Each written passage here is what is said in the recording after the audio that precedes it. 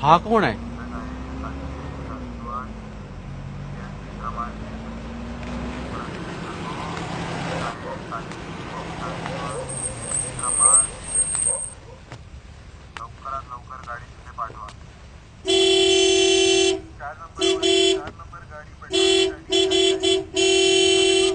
बुड्ढा है रावत, बघ जरा.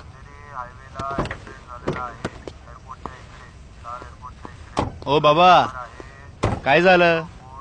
सब ठीक है? क्या अंकल 2 बज गए, घरी जाऊन झोपा. पूरा देश घूम चुका हूँ. कोई स्टेट या शहर नहीं बचा जहाँ मेरे पिताजी का ट्रांसफर नहीं हुआ.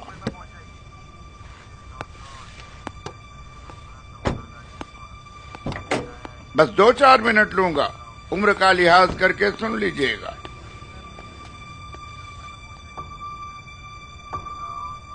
भारतीय रेल में टीसी थे मेरे पिताजी और मेरी माँ एक हाउसवाइफ. 20 साल का था जब पिताजी का ट्रांसफर मुंबई में हुआ. तब ये बॉम्बे था. यहाँ आते ही इस शहर से मुझे मोहब्बत हो गई. Love at first sight. पर कई सालों तक मैं ये नहीं समझ पाया कि आखिर वो क्या चीज है इसने मुझे हमेशा के लिए यहां रोक के रखा.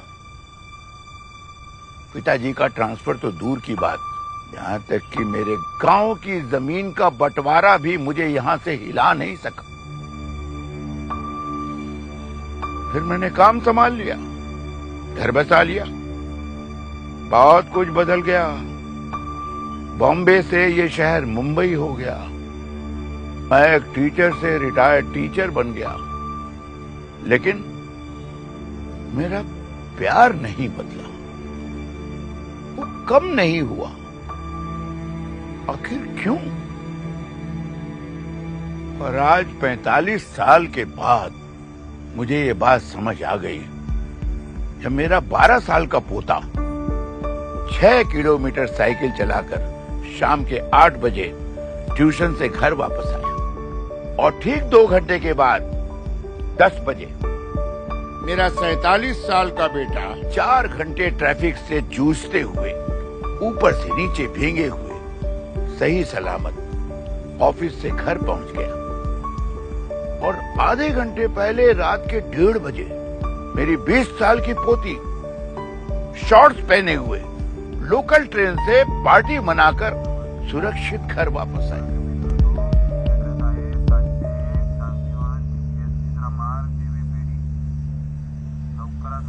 सपनों के शहर में मिल के रहते लाखों ख्वाब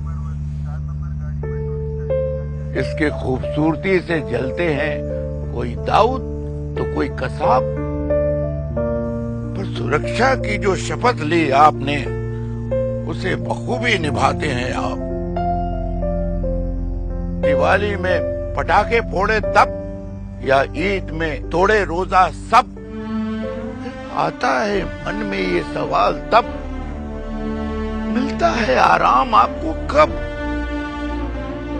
आपके अनगिनत कुर्बानियों का आदर करने में न बचे अल्फाज.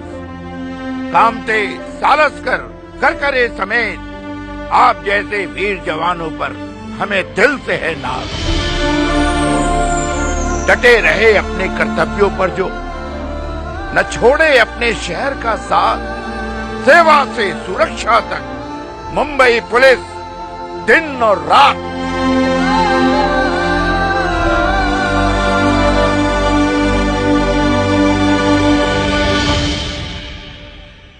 गाली देने वाले तो बहुत हैं आपको, पर